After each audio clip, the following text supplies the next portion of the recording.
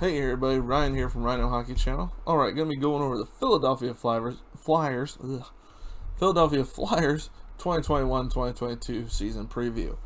Now, if you have not done so already, hit that subscribe button, hit that like button, hit that notification bell. Let me know what you think in the comments, if you agree, disagree on my season, on my outlook for the season. And also, make sure to hit that share button, and also make sure to be civil in the comments.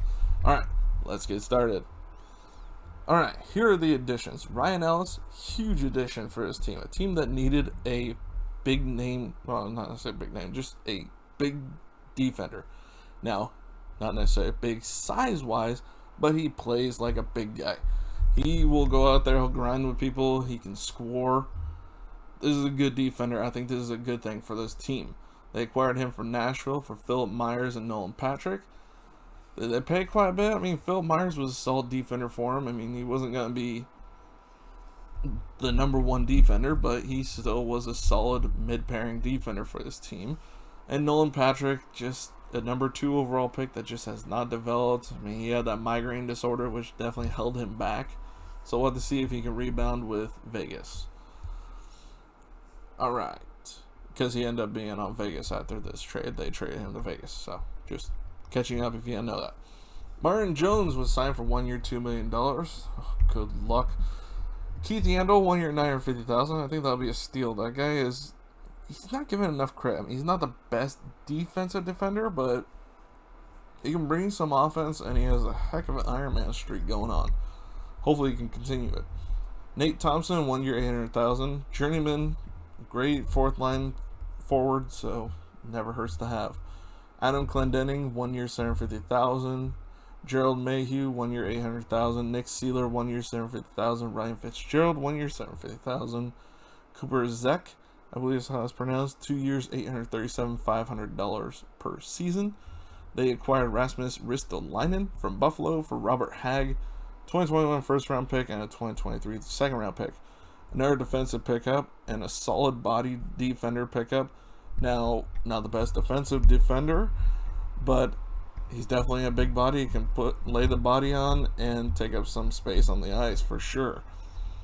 Not a terrible defender, but still a pretty big pickup. And once again, they trade away another defender, Robert Hagg.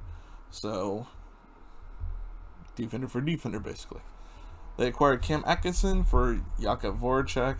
I'm still not sure about that trade. I mean, Voracek's been a soldier for this team, and it kind of feel bad seeing him go back to Columbus. No offense to Columbus, but I mean, he deserves a shot at a cup, and he's not going to get that with Columbus this year. Hopefully they'll trade him somewhere that he will get that shot. Cam Atkinson, solid pickup. He's not terrible by any stretch. I mean, 32. He's at his peak, so you know what you're going to get from him. So, I mean, it's definitely, I understand the one-on-one trade there, or one-for-one trade, but I still don't understand trading away Voracek other than the cap hit. That I understand. Derek Brassard, they signed a 1 year, $825,000. Solid player. I don't know why this guy can't get set up in one place. But he definitely brings what he brings to the table, and he actually isn't a terrible player to have in the playoffs. He finds a way to score in the playoffs. J.R. Avon, 3 years, $850,000 per, and they just picked up Patrick Brown via waivers from Vegas. Subtractions would be Philip Myers and Nolan Patrick were sent to Nashville via trade. Shane Gostisbehere, 2020 and a 2022 second round pick, and St. Louis's 2022 seventh round pick were traded to Arizona for future considerations. They've been trying to get rid of that cap hit for a while. He has not been as good as that rookie year and that second year, but still was a solid guy, but still had his issues, especially in the defensive game. Brian Elliott went to Tampa. Alex Lyon went to Carolina. That one I was more surprised by, honestly. Robert Hagg to Buffalo via trade. Jakub Voracek to Columbus via trade, and Andy Andreev went to the Islanders. They re-signed Samuel Morin, 1 year, $750,000. I think that's a good cheap contract for Samuel Morin. Especially a guy who can play defense forward. It doesn't matter. He can play anywhere. Carter Hart re-signed 3 years, $3.98 million. Hopefully he can get this figured out this season. Hopefully. He looked better last year and the year before, but still, Goalie of the future. Take that next step, my friend. Travis Sanheim re-signed 2 years, $4.675 million per. I think that's a good contract for Sanheim, honestly. That's a good, cheap contract, but it is a bridge contract. I believe he'll be UFA at the end of those 2 years. Sean Couturier re-signed 8 years, $7.75 million per. That is a well-earned contract. He's definitely putting his time and effort into getting that contract. What was that? Sorry, I don't know what that sound was. Joel Farabee, 6 years, $5 million per. I understand that. He's been very good for the last couple of years, so definitely money well earned and honestly very much worth it. Salary cap situation, they're sitting at $81 million. Their projected cap space is $319,000, so they're that close to being over. But you know what? It could be worse. They would have been over if they had kept some of these players, like Gostisbehere. Anyways, their forwards, Claude Giroux is in the last year of his contract, so we'll have to see. I gotta imagine they'll keep him maybe a little bit cheaper, like in the $6 million range. Hopefully he'll take a discount. Nicholas Aube-Kubel is a RFA. I gotta imagine if he has another good season, he may ask for some more. Maybe not a giant amount more, but some more. Derek Brassard and Nate Thompson, UFAs, probably will be able to keep them for cheaper if they do. Couturier's new contract as well as Farabee's new contract kick in next season, so they're cheaper this year. Next year they're more expensive. Alright, on the defensive side, Rasmus Ristolainen is a UFA after this season, along with Justin Braun and Keith Yandel. Yandel, I'm sure they'll be able to keep for cheap, honestly. Samuel Morin will be RFA after this season. Now, Ristolainen, I'm sure they'll want to keep, but I'm sure he'll want more money, which may be the issue. Martin Jones, UFA after this year. Once again, good luck. Tanner Lazinski is an RFA after this season, and he is on injured reserve currently. Ilya Brizgalov, they're still paying his cap. Or not paying for his cap, but they're paying for his buyout. His cap hit is $0 because he was a compliance buyout, but they're still paying for him. On the forward side, Wade Allison, Jackson Cates, Morgan Frost, Isaac Ratcliffe, Matthew Strom, Maxim Sushko, German Rupstov, and Linus Sandin are all RFAs. And there are some pretty good ones in there. Like Wade Allison, got some games in last year, one of their top prospects. Morgan Frost, one of their top prospects. I can see both those guys getting some games in this year for sure. Ryan Fitzgerald and Gerald Mayhew are both UFAs after this season. So, definitely some guys there to keep an eye on for next season. Or for this season, but cost-wise for next season. Alright, on the defensive side, Cam York, I gotta imagine he's going to get some games in this year.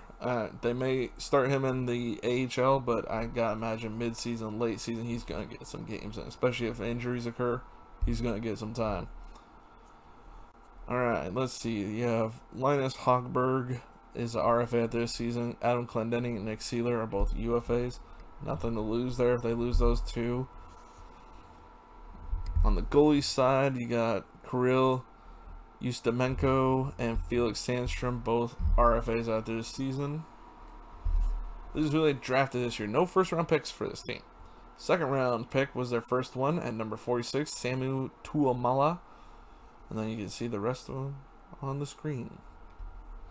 2022 draft, they have all their own picks except their second. Same with 2023, no second round pick, but all their own. Otherwise, in 2024, all their own picks. On the lineup side, once again, this is from Cap Friendly, so go check it out if you have any cap questions or want to do like a mock draft or something like that. Go check it out. All right, and these are not the final set lines, just off of their depth charts. On the first line, Giroux with Couturier and Konechny. Solid line. Giroux, not the same player he has been in the past, but still not a slouch by any stretch. 43 points in 54 games. That's an acceptable amount of offense for sure. No, I wouldn't say acceptable. That's still pretty good offense, but in this day and age, but still. Not what he could have done a few years back, but still solid. On the second line, Joel Farabee, Derek Brassard, and Cam Atkinson. Not a terrible line by any stretch either. Third line, Lindblom, Laden and Van Riemsdyk. Van Riemsdyk had a monster season last year. Kind of dropped off at the end of the season, but had a great start to the season. On the fourth line, they're picking Jackson Cates to start with Nate Thompson and Nicholas Abe-Kubel. All right, solid fourth line. I can see that.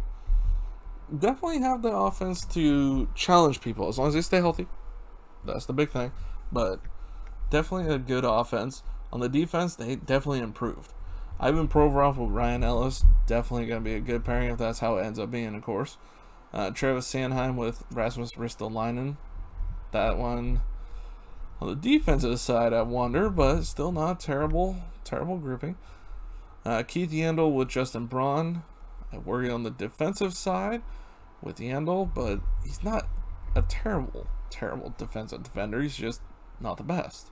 But he definitely can bring some offense, as you can see. Top point getter out of all those guys. Grant with Florida, not with this team, at 27 points last year. On the goalie side, Carter Hart's definitely a starter. Martin Jones there. I mean, look at those goalie numbers. The goals against average and save percentage, that has to improve. Especially with a better defense, that has to improve. Has to. On the scratch side, you got Cam York and Nick Seeler. Like I said, Cam York, 3 games last year. He got a bit of a taste. I have a feeling if anybody gets injured, he's definitely going to be the first guy they pick to fill in. In the minors, you got Connor Bunneman. Played some games last year, 18 to be exact. Gerald Mayhew played some games, not with this team. Morgan Frost, one of our top offensive prospects, probably will get some time this year. Maxime Sushko got some games last year. You can definitely see Tyson Forster probably not making it this year. I cannot imagine him making it this year, but maybe gets a shot. Who knows?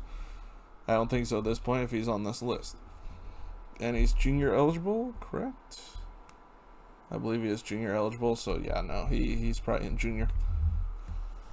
On the prospect side, you got Bobby Brink down there still. He has second round pick. Jay O'Brien, a first round pick in 2018, still has a chance to get there. I don't know if he's playing in college or where he's at, but he exists out there.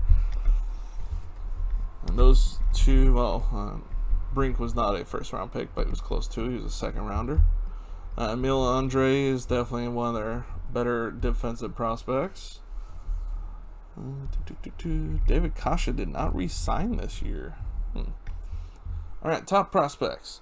Cam York, 0 points in 3 NHL games, 5 points in 8 AHL games, and 20 points in 24 NCAA games. Like I said, probably going to be the first guy to fill in if there is an injury, or he may make the opening night roster, but maybe he does not consistently play.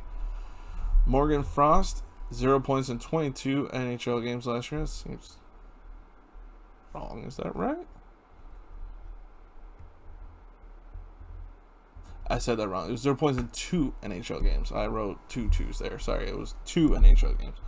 Tyson Forrester, 17 points in 24 AHL games. And Wade Allison, right winger, 7 points in 14 NHL games and 9 points in 10 AHL games. Like I said, Wade Allison probably will be playing this year. Yegor Zamula, a defender, 0 points in 2 NHL games last season and 6 points in 25 AHL games. That suggests to me he's not an offensive defender, which they probably could use a defensive defender. That wouldn't be a bad thing. And then the rest to round out the top 10, Samu Tuamala, right winger, Bobby Brink, a right winger, Zayd Wisdom, awesome name, right winger, Emil Andre, a defender, and Jay O'Brien, a center. So a lot of offensive prospects. They have 3 defenders and all offense otherwise. No goalies in that list because Carter Hart doesn't count anymore, obviously, but that's worrisome on a team that already has goalie issues, it seems like. Now, I'm picking this team to be a middle-range team. They have a solid roster, and they definitely improved on the defense. Now it's up to the goalies to improve. Martin Jones is not going to improve. You're going to get what you're going to get from Martin Jones. I cannot see him doing better than what his numbers suggest already. Now, Carter Hart can definitely turn it around. So hopefully he does. And that'll be a big thing for this team because that could change them from a middle-range team to a top-range team. That's the big thing at this point. And also health. Health is a big thing for this team too.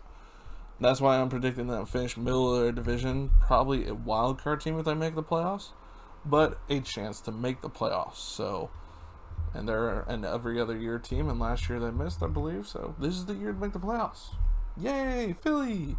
This is honestly my second favorite team in the entire league, so I would not be sad to see them make the playoffs. I really want to see them make it. All right. That's all I got for you for the Philadelphia Flyers. I hope you enjoyed the video. If you did, please hit that subscribe button, hit that like button, hit that notification bell if you want to be notified when I drop new videos. And also make sure to hit that share button. And let me know in the comments what you think. If you agree that they're middle range team, if you think they're top range, or they're bottom of the league. Let me know. I'd like to know. Just be civil. And other than that, I will see you all next video. Bye, everybody.